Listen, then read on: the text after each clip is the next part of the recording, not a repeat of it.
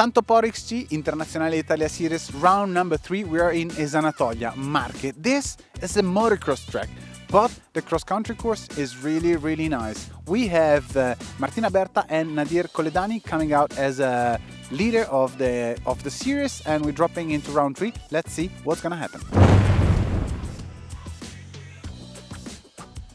We're moving east, a couple of 100 k's from Isola d'Elba, probably 2.5 k's. We're moving to Marche, which is nearby Emilia-Romagna, which has the seaside like in Pesaro, in Ancona, and of course it has a lot of mountain bike trails because now we're in Esanatoglia. We're in a place which is well known for motocross. Back in the days, in the 90s, we had a motocross world championship in here, but now the people they started working on mountain bike, on trails, and what a track we have now. So happy to be here, happy for the riders and for all the crew.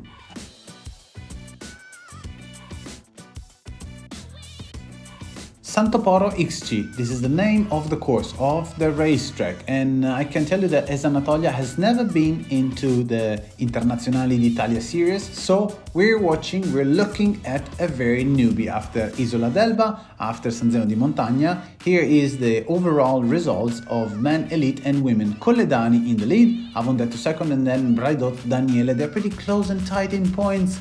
Where in the girls, well, Martina Berta had a strong beginning of the season with 140 points in front of Giada Spezia 100 points and Georgia Market with 80 points. So everything can happen. I mean, Martina has a little bit of a lead, where in the men elite everything can still happen, and a change of a leader could happen very easily.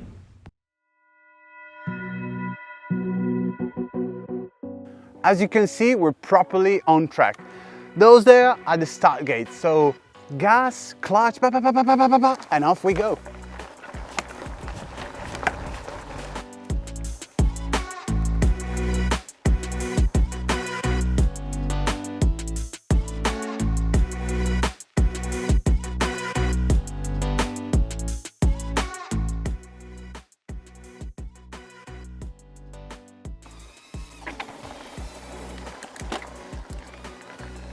We're done with the first part of the course. It's wide open, some little bits and pieces, technical, some little steep stuff and little jumps. Now we get into the woods, first real climb of the track, and we go on top of the course.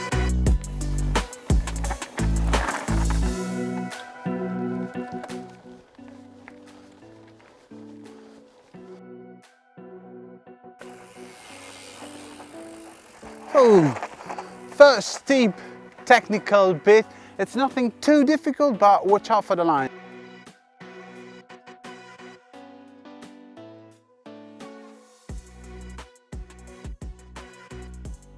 Santopor XG, this is the most technical part of the course. The rock garden is artificial, it's nothing too difficult, but watch out for the lines because the gap between the rocks is pretty big.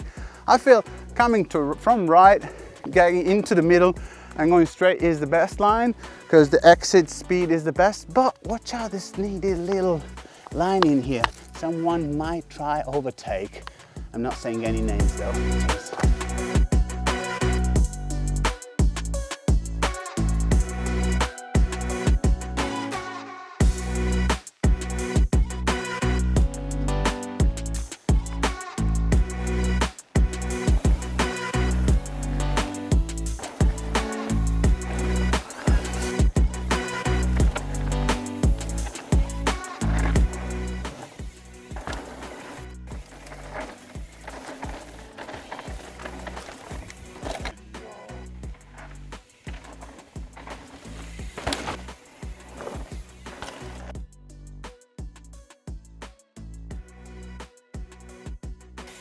And pro tip!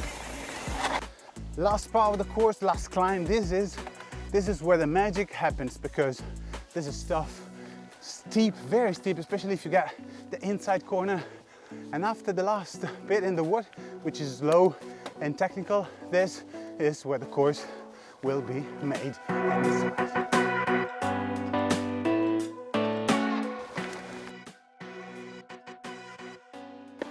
All right, track preview done and dusted. We have a course which is a little bit faster than what we've seen in the past 2 rounds. Let's see how the racers, how the riders will approach these, and we go and check it out and ask a few questions.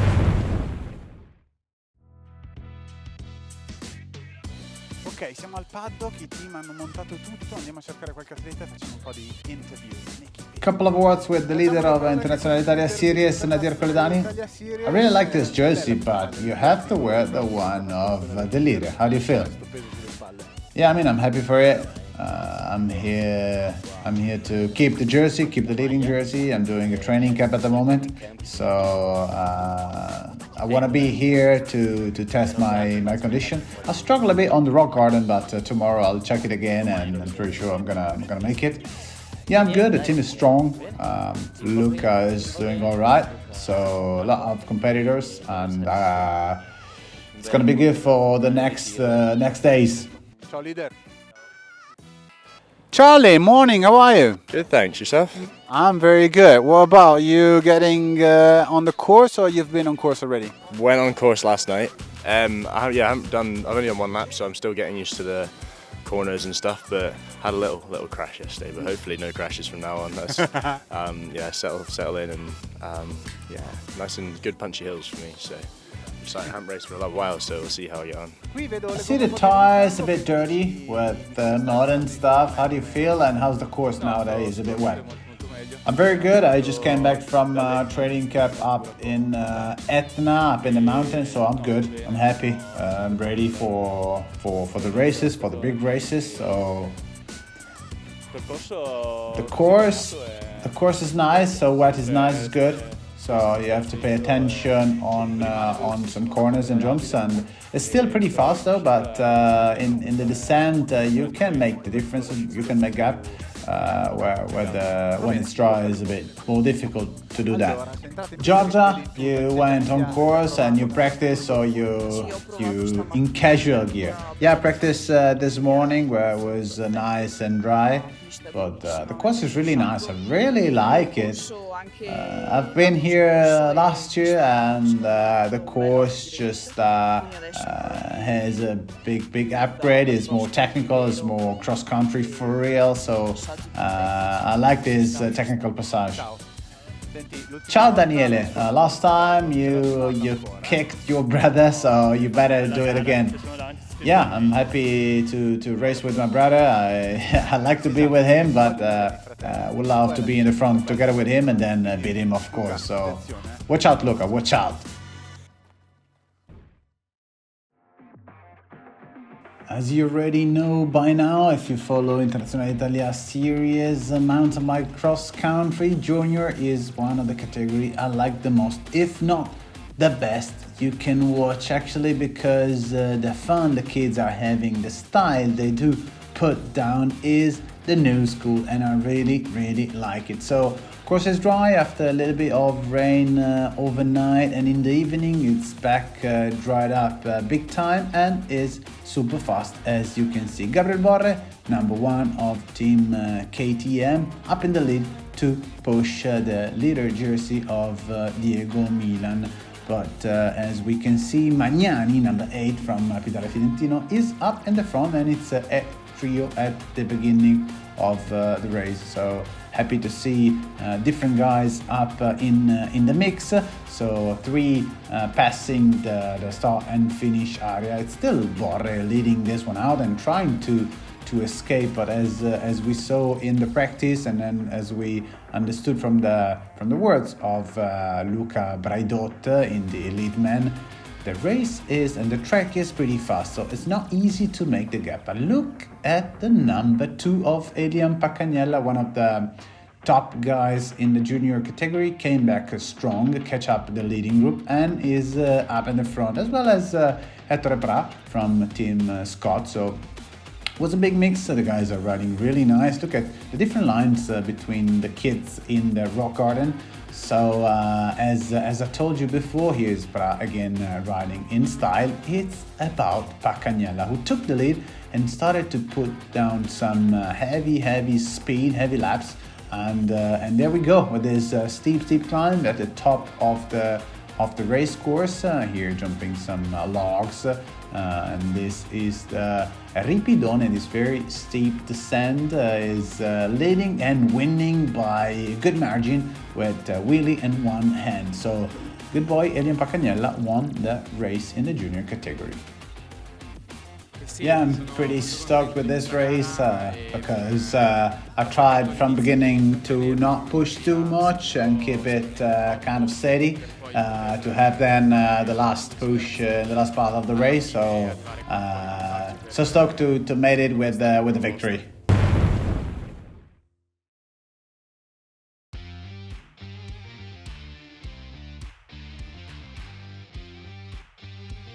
Start line for the girls. We've seen a different winner in the junior category. So what's going to happen with the girls? Well, I saw the U23 ladies going really fast. So let's see what's going to happen. Warm-up time for the girls before the start line. Giada Specia looking strong. Here's Chiara Teocchi, Martina Berta and Sophie Pedersen from Wheeler Pirelli. Here's the start list of stage number 3 of Internazionali Italia Series Sant'Oporo XG. The weather is beautiful, it's not too hot, it's not too warm, so the temperature is absolutely best in the business for competing. And here we are with the start. As we can see, as well with the boys, the course is fast. It's going to be 6 laps for the girls, and as we saw on the other races at the beginning of the race, they are all up in the front. Sometimes Martina Berta tried to push hard from lap 1, and it's another time like this, but after the finish line of lap number 1, it's 4 girls up in the front, 2 of the Wheeler Pirelli team and 2 of the Santa Cruz RockShox team.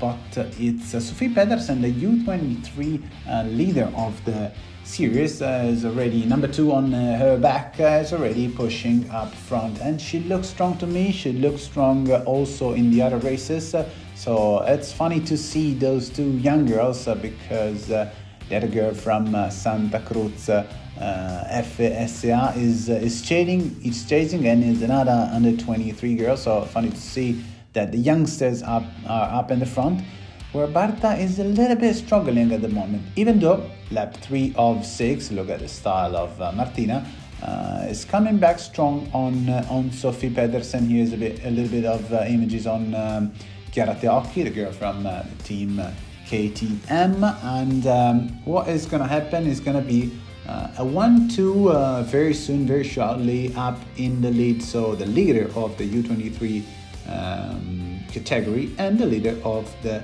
elite girl category. So the 2 girls up in the front, 2 different teams, 2 different approach of the races, because the Santa Cruz team now is really one of the best in the business, and the Wheeler is working hard to be at the same level. Here is Giada Specia. So lap 4 of 6, and it's the 2 girls are together up in the front. Martina trying to push, trying to escape, but Sophie looks really good to me. She looks calm and confident. She is riding actually pretty strong and technically very good. Martina trying to do her best, especially in the technical section and as well in this steep climb beside the Sant'Oporo XG famous rocky garden. But it's still 2 to go, and a lot of things can still happen. So the 2 are leading the race, lap 5 on 6, and looks like it's gonna be a very tight finish, like we've seen as well in Isola d'Elba, with a Swiss girl winning in front of an Italian girl. But it's Denmark up in the front together with Martina. So another girl from another nation is up in the front and trying to win in this Internazionali d'Italia series race. Now a little bit of technical section down the hill is the last wood section, and I promise you from there there's a steep and long climb, the hardest of the whole race. It's like 6 on 6 and everything will be decided on this very last lap. It's going to be a sprint finish or not, this we will see, but I promise you the last climb is demanding, and I'm pretty sure we're going to see a solo finish in the Sant'Oporo XC.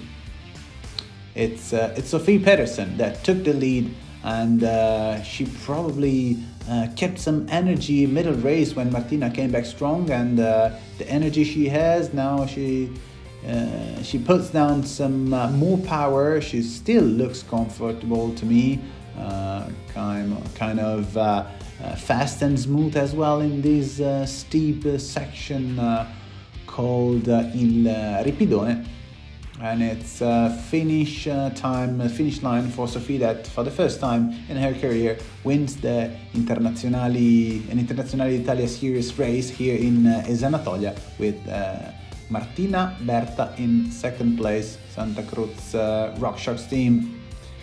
Happy, even though I mean one girl like Martina, she always want to win. And here is another passage of Giada Speccia with Pirelli in third. So here is your podium race with Teocchi in fifth, and in fourth position Sara Cortinovis.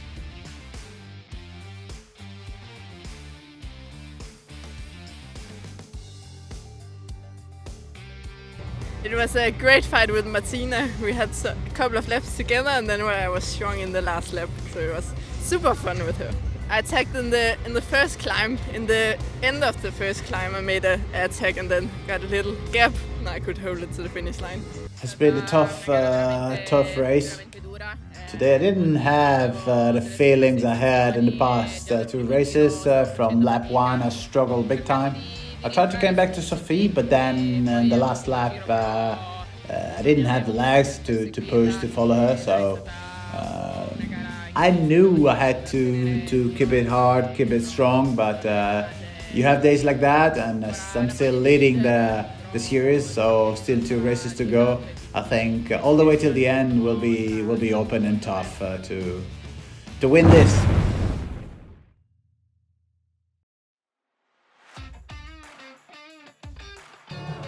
We've seen the elite girls with the win of Sophie Pedersen. So a U23, they made it with the big league. So what's gonna happen with the elite boys? Well, I saw Avondetto, I saw Vitone. Some of the young guns might be the men to beat today. Big names, big champions in the start list of stage 3, the Rider twins, as we already have seen, but Cameron Orr as well, the UK champion, and Charlie Aldridge, a new entry for the Cannondale Factory Racing team, and off they go for the 7 laps. As usual, they start like hell, like rockets, and as we've seen already in the past races, the group is pretty compact, and all together, especially on lap 1, we have no start loops. It's it's 7 laps. The race is 1.5 hour, 120, 125, depending on lap times. But as we can see, dry, dusty, and fast. So lap 1, and it's Braidot Daniele up in the front, team GS Carabinieri. Then Cameron Orr, and happy to see Andreas Vintone in third, with the leader of Internazionali Italia Series, Nadir Colledani, staying low on these jumps. Then we have as well another rider to check out.